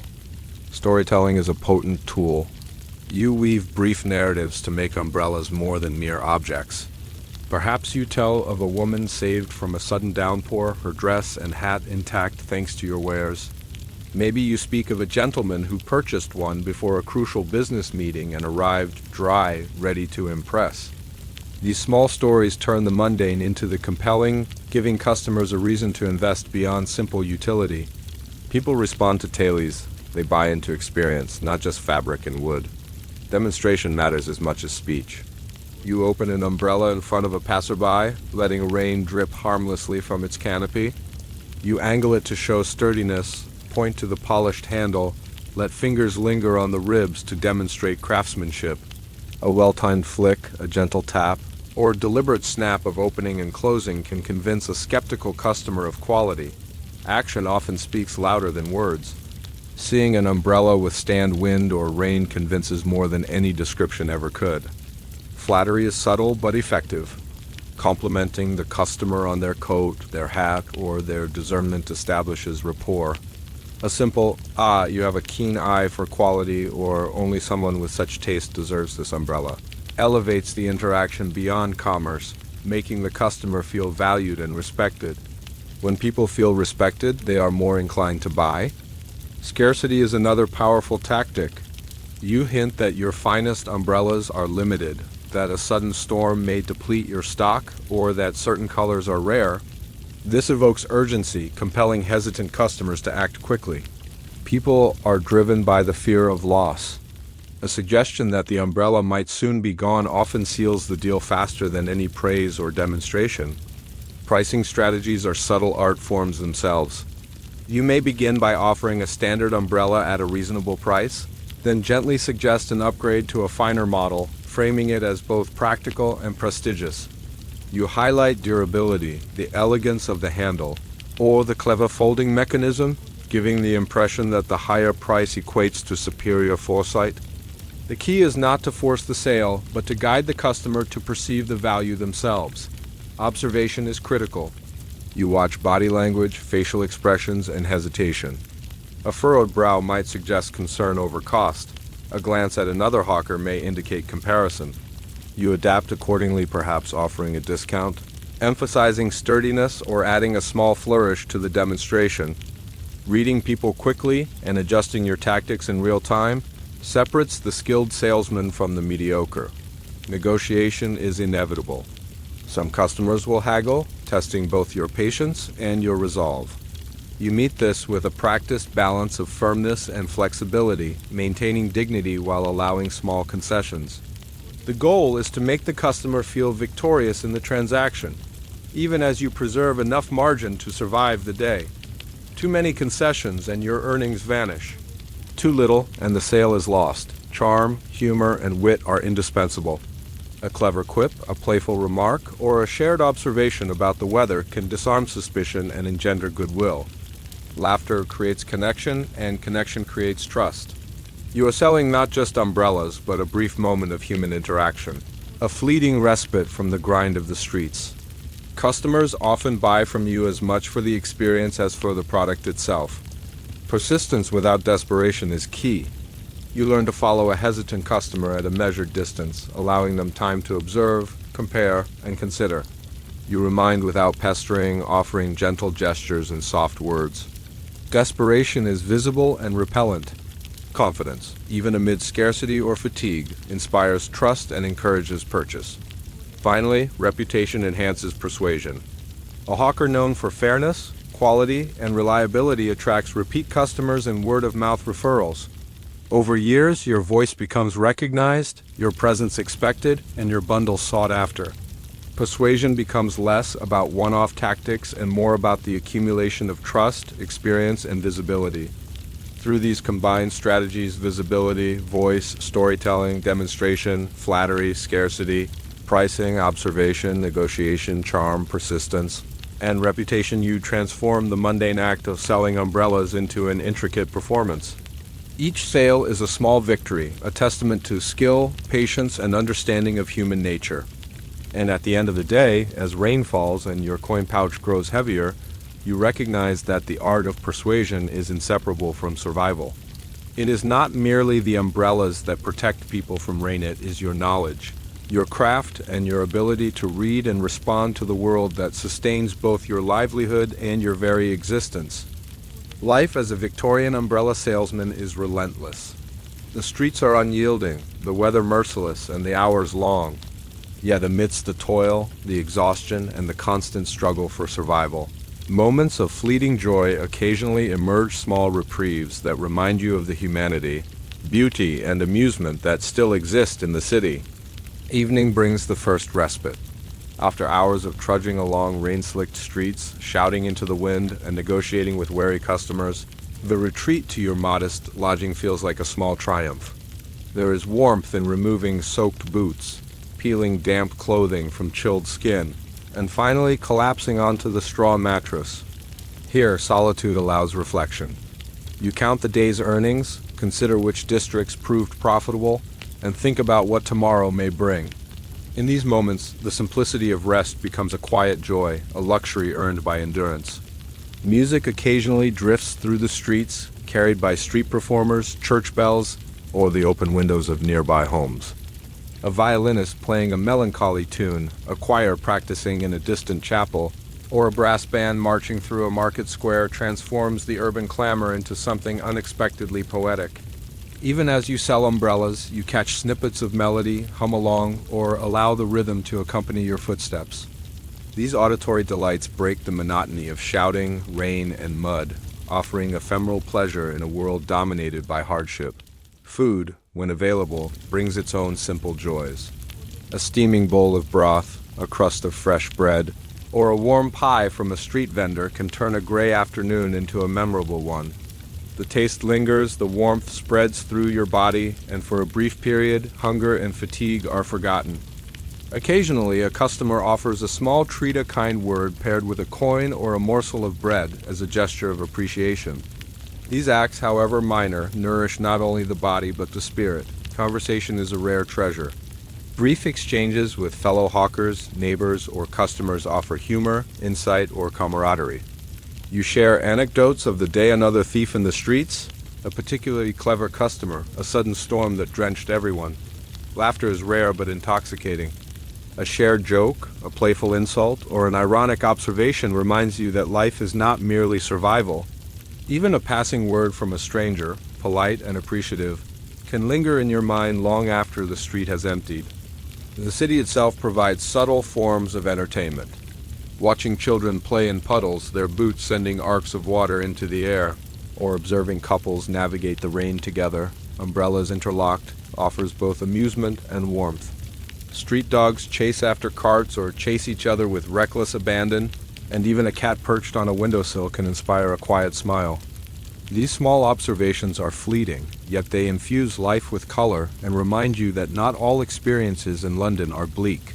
Literature and print occasionally provide escape. A discarded newspaper, a pamphlet tucked into a bundle of goods, or a borrowed book can transport your mind beyond the streets. You may read a serialized story aloud in the lodging to fellow tenants, sharing the drama, suspense, or humor with those who also yearn for mental reprieve. For a few moments, the city recedes and you inhabit distant lands, follow imaginary heroes, or contemplate ideas far removed from rain, mud, and coin. Religious or cultural rituals bring another layer of joy. Sunday services, local fairs, or seasonal celebrations punctuate the monotony of work with ritual, music, and shared purpose. Even if your role is limited to observation, these events remind you of community, continuity, and tradition. You witness, you participate in small ways, and for a time, the burdens of survival are softened by collective experience. Romantic or tender gestures are rarer still, yet infinitely precious. A fleeting smile from a passerby, a nod of mutual recognition from someone who frequents your corner, or a shared joke with a young woman or gentleman can transform a gray day. These ephemeral connections, though brief, offer warmth, validation, and a sense of being seen amidst the anonymity of the streets. Nature also provides small pleasures. The scent of wet earth after a sudden rain, the first blush of spring flowers in a market square, or the brilliance of sunlight reflecting on puddles can lift the spirit unexpectedly. Even the mist rising off the Thames carries a strange beauty, a reminder that the city, while harsh, is alive, vibrant, and capable of inspiring awe. Moments of skill or success bring satisfaction. Perfectly timed sales, compliments from satisfied customers, or a successful negotiation after long hesitation create a sense of achievement. These are small victories, yet they resonate deeply, affirming your competence, resilience, and ingenuity. Each successful interaction is a testament to endurance and cleverness, providing not only financial reward but emotional gratification, and sometimes joy arises from sheer survival. Each day survived, each storm endured, each insult deflected, each mile walked through rain-soaked streets becomes a triumph. There is a peculiar satisfaction in knowing that despite fatigue, illness, or misfortune, you remain standing, umbrella in hand, voice strong, and spirit intact. The endurance itself becomes a source of quiet pride and pleasure, a private acknowledgement of resilience that no one else may notice, but that fortifies you nonetheless.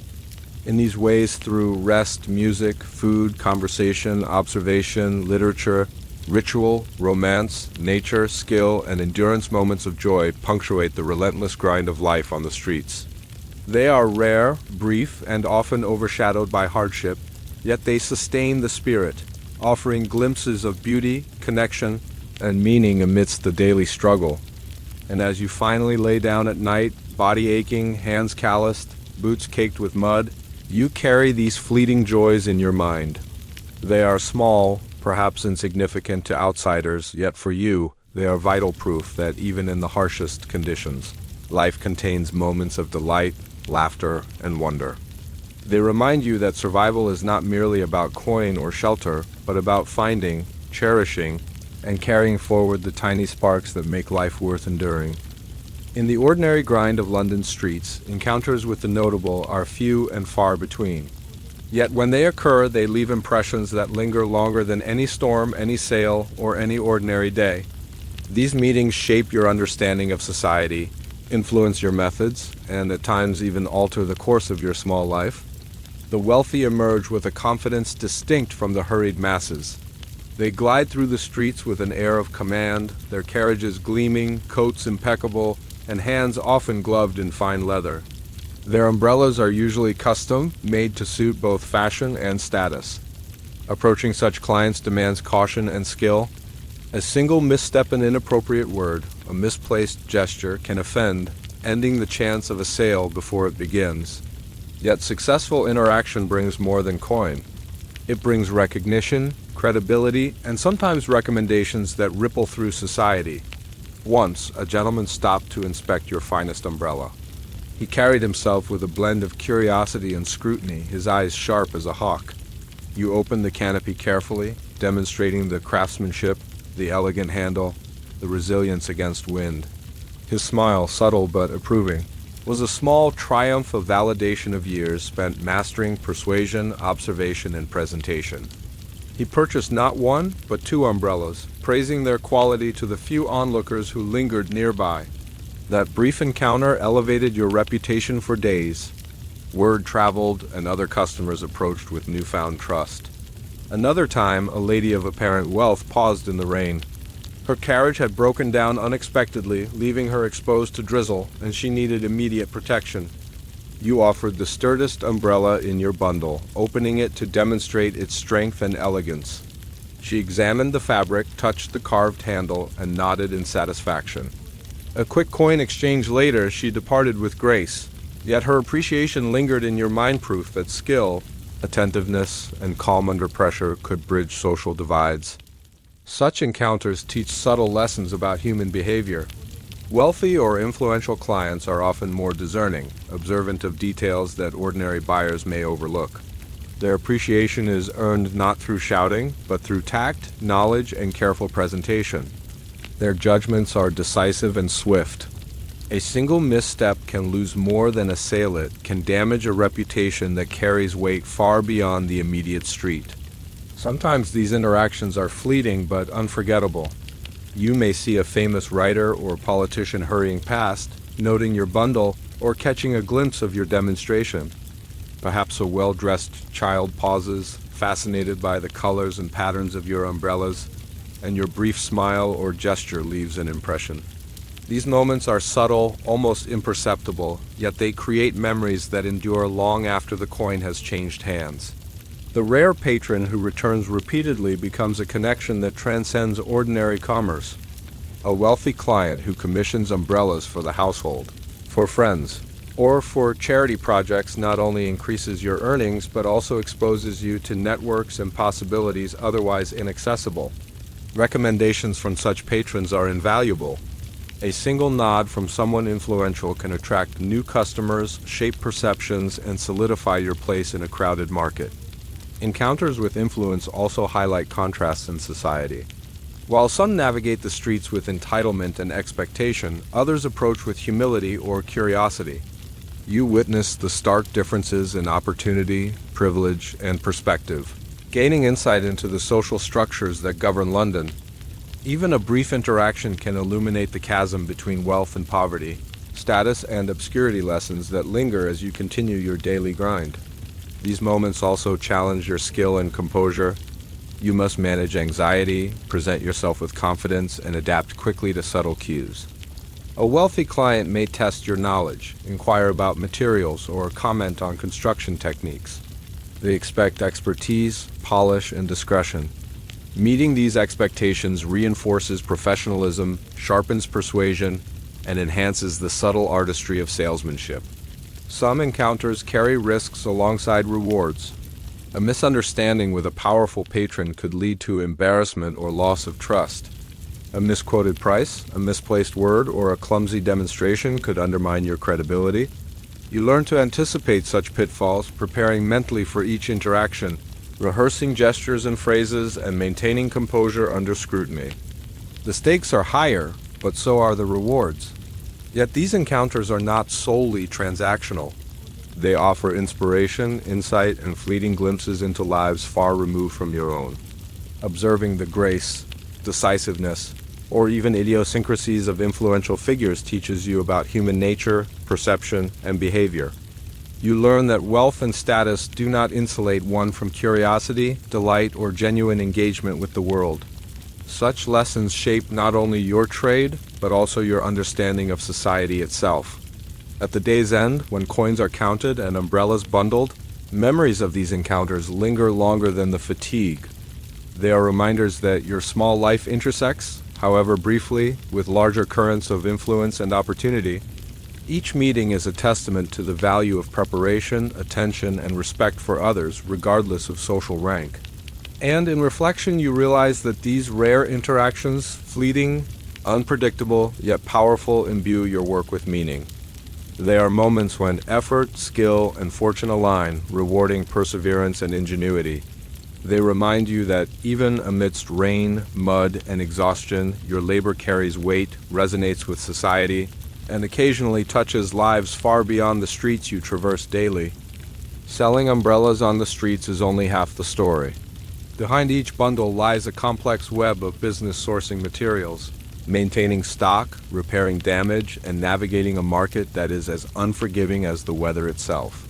Mastery of these elements determines whether you merely survive or thrive. Suppliers are your lifeline. The quality, availability, and cost of umbrellas depend entirely on your relationship with them. Some are honest craftsmen, offering well-made, sturdy wares at a fair price. Others are less scrupulous, cutting corners on material, overcharging, or delivering late. Learning which suppliers are reliable, which offer bargains, and which risk undermining your trade is a lesson acquired through experience and sometimes hard loss. One failed batch, full of broken ribs or weak fabric, can devastate sales for weeks, teaching vigilance, scrutiny, and negotiation. Purchasing stock requires both foresight and capital. You must anticipate demand based on season, weather forecasts, and social trends. A sudden storm may create a surge in sales, but if you lack umbrellas, opportunity slips through your fingers. Conversely, overstocking carries risks of spoilage, theft, or unsold inventory. Each decision demands careful calculation, balancing cost against potential profit and risk against necessity. The margin for error is slim, and misjudgment can leave you exposed both financially and physically, burdened with weight and worry. Maintaining stock is a constant battle. Rain, mud, and handling wear down fabric, break ribs, and splinter handles. Each umbrella requires inspection, repair, and sometimes reinvention before it is suitable for sale. You learn the craft of minor repairs, reattaching ribs, patching holes, sanding and polishing handles, tightening screws. It is meticulous work, often done in the dim light of your lodging, yet essential for preserving both quality and reputation. Customers notice imperfections? A single flaw can destroy trust and reduce the perceived value of your goods. Repairing umbrellas on the streets is a skill in itself. A sudden gust may snap a rib just as a customer approaches, forcing improvisation and skill to restore the umbrella's function immediately. You develop a mental toolkit of techniques, quick fixes, clever adjustments, and improvisation so that no wind or accident leaves you helpless. These skills not only save sales but also demonstrate competence, earning customer confidence and loyalty. Competition shapes business decisions. Other hawkers constantly circulate through the same streets, offering similar wares. You must observe their pricing, strategies, and stock quality. Undercutting or outmaneuvering competitors is an art requiring subtlety and tact. Too aggressive a move breeds resentment and potential conflict. Too timid a strategy invites stagnation. The marketplace is a delicate ecosystem, and survival requires both awareness and diplomacy. Weather unpredictability complicates stock management. A sudden storm may create unexpected demand, while weeks of dry weather leave umbrellas unsold, vulnerable to dust, damp, or theft. Forecasting rain is part science, part intuition, a skill honed over countless days watching clouds, wind direction, and atmospheric changes. Even then, surprises occur, teaching humility and resilience in the face of forces beyond your control. Financial management is inseparable from business survival. Coins must be carefully counted, set aside for stock replenishment, repairs, and daily expenses. Mistakes or carelessness can result in bankruptcy, forcing difficult choices between survival and investment. You learn to maintain meticulous records, often mentally, tracking sales, purchases, debts, and anticipated expenses. Precision, discipline, and foresight are essential. The margin for error is razor thin, and the consequences are immediate and tangible. Relationships with repairers, suppliers, and apprentices further shape business dynamics. Trust and reliability are currency beyond coins. A supplier who delivers late or defective goods can ruin your week. A repairer who charges exorbitantly or delays work can frustrate both you and your customers. You cultivate alliances, sometimes through favors, barter, or patience, understanding that human connections are as important as materials in sustaining trade. Innovation becomes necessary for survival. New designs, colored fabrics, carved handles, folding mechanisms, or waterproof coatings can set your wares apart. Observing trends, imitating successful features, and adapting to customer feedback are part of the constant evolution required to remain competitive. You must be creative, attentive, and bold, balancing tradition with novelty, all while managing limited resources. Loss and theft are ever-present threats. Umbrellas may be stolen in crowded markets, misplaced in hurried exchanges, or damaged beyond repair by accidents or negligence. Insurance is rare and recovery difficult. You develop vigilance, careful storage, and quick reflexes to mitigate these risks. Each misfortune is both a financial and emotional lesson, teaching foresight, caution, and patience. In the end, the business side of umbrella sales is as challenging as the streets themselves.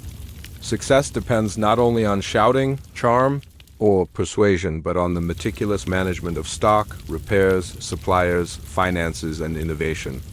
Each decision carries consequences, each misstep is costly, and each triumph is earned through skill, experience, and resilience.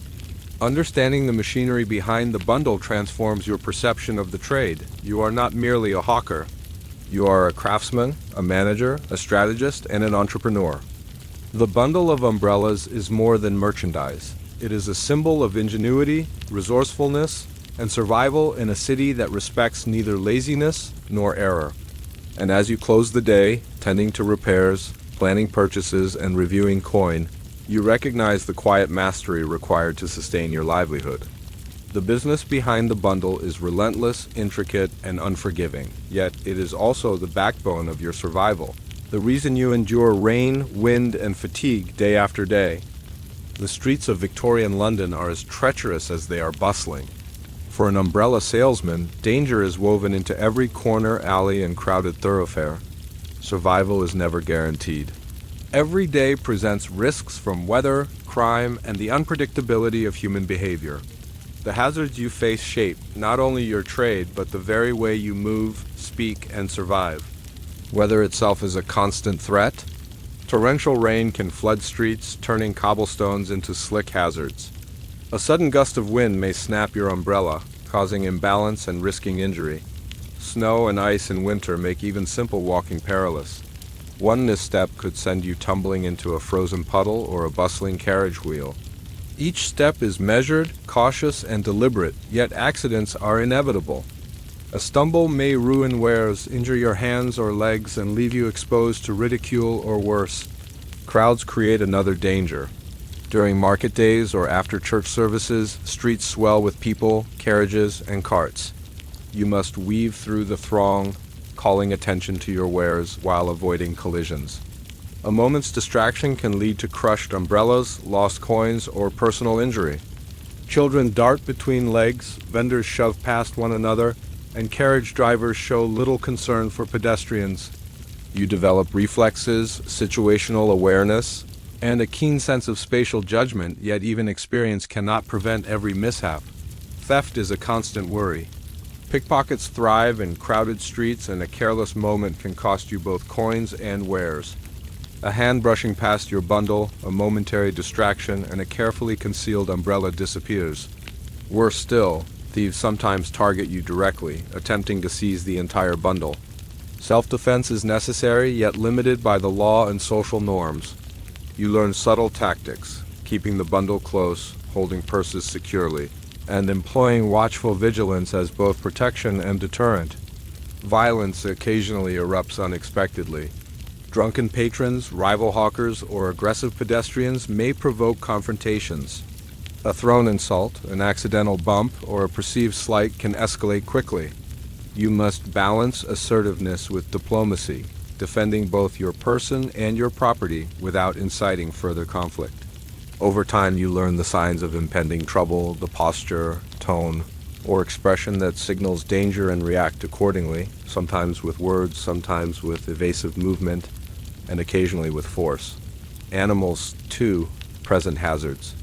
Dogs dart into streets chasing carts or scavenging scraps, sometimes colliding with passers-by. Horses pulling carriages can spook suddenly, trampling umbrellas and bystanders alike. Rats scavenge in alleys, spreading disease and occasionally startling both you and potential customers. Survival depends on awareness, reflexes, and a willingness to improvise in moments of sudden crisis. Nightfall magnifies these dangers. Poor lighting, narrow alleys, and the cover of darkness make it easier for thieves, predators, and accidents to occur.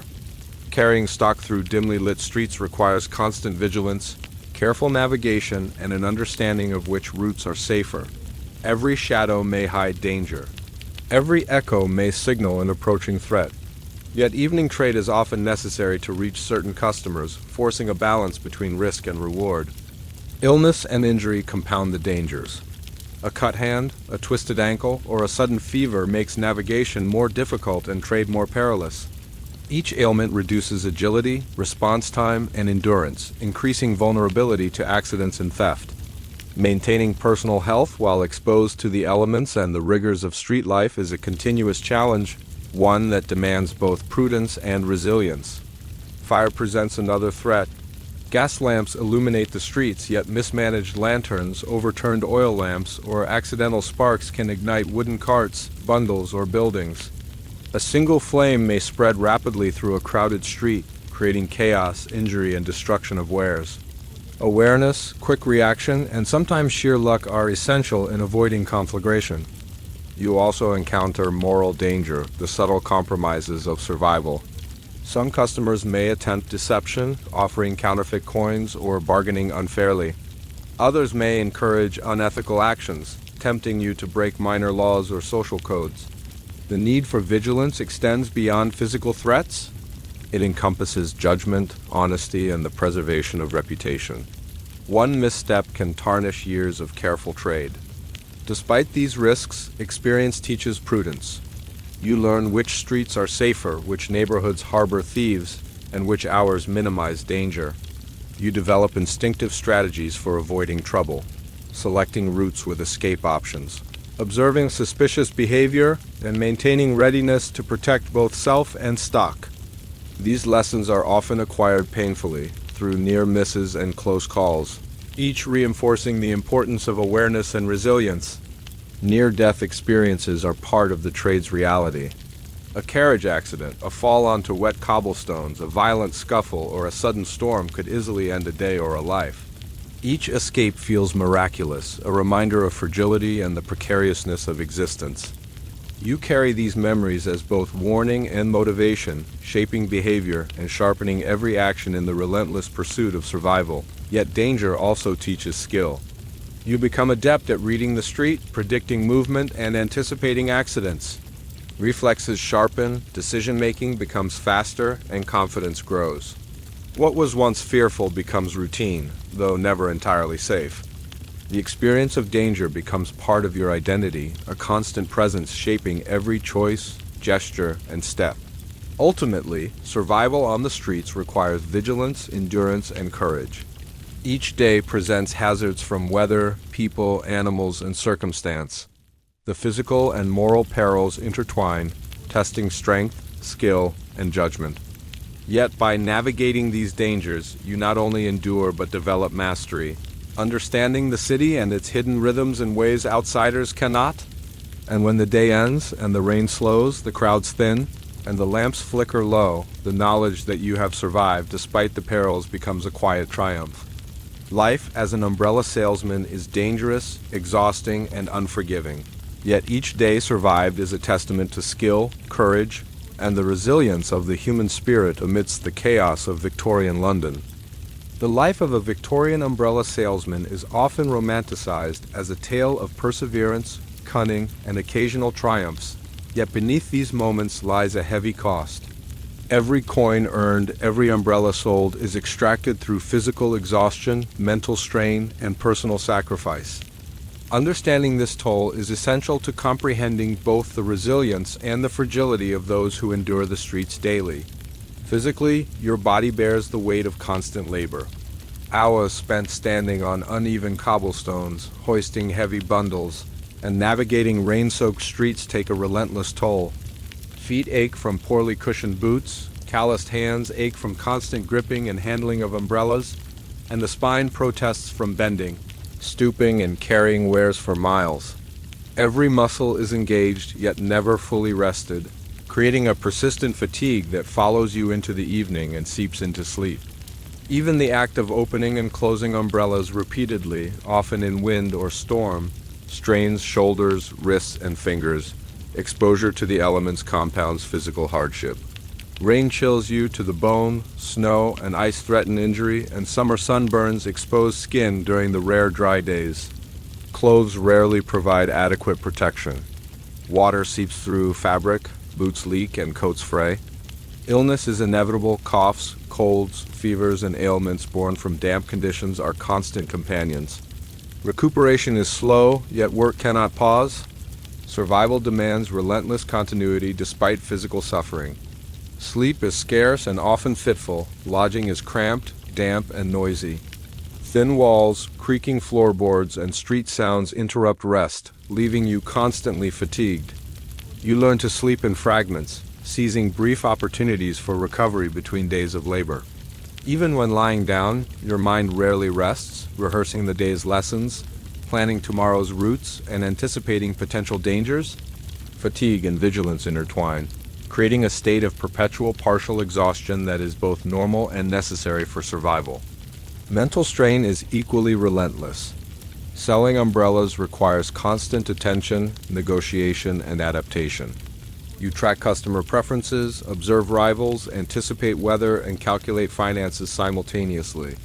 One lapse in judgment, a mispriced umbrella, a misread gesture.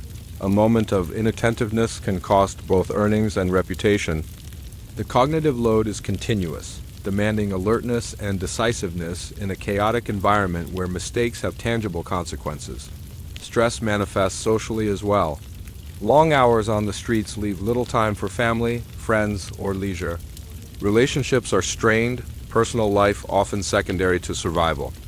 Occasional connections with customers or fellow hawkers provide fleeting relief, yet the demands of trade limit the depth and duration of meaningful interaction. Loneliness, isolation, and a sense of alienation are common companions, softened only by rare moments of camaraderie or fleeting joy. Sacrifices extend to health and nutrition. Meals are often irregular, hurried, or insufficient. You may skip food to prioritize repairing or replenishing stock, choosing short-term survival over bodily sustenance.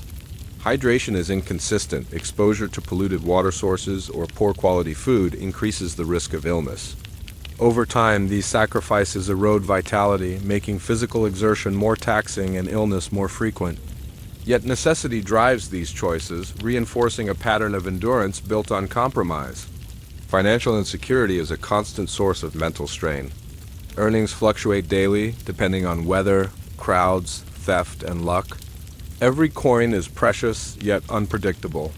You worry over debts, the cost of replenishing stock, and the thin margin between survival and destitution. Anxiety is ever present, mingling with physical fatigue to create a state of tension that persists beyond the streets and into your mind's quietest hours. Repetition adds psychological weight. Each day is remarkably similar: walk, call, sell, repair, count coins, navigate hazards. The monotony can dull the spirit, fostering resignation or frustration. Yet routine also provides structure, and mastery of repeated tasks yields small victories that sustain morale. You learn to find satisfaction in incremental success, in minor triumphs over fatigue, competition, or weather. The personal cost extends to missed opportunities. Education, leisure, or alternative employment are often sacrificed in favor of immediate survival. Dreams deferred, hobbies abandoned, and potential unrealized weigh on the mind, creating a lingering sense of loss. Yet these sacrifices are necessary, shaping identity and endurance, teaching resilience in the face of relentless necessity. Despite these burdens, endurance brings strength. Fatigue sharpens awareness, adversity hones strategy, and experience cultivates wisdom. Pain, stress, and sacrifice forge a resilience that becomes both a shield and a defining characteristic. Physical suffering coexists with mental fortitude, creating a complex interplay where the hardships endured enhance the capacity to navigate further challenges.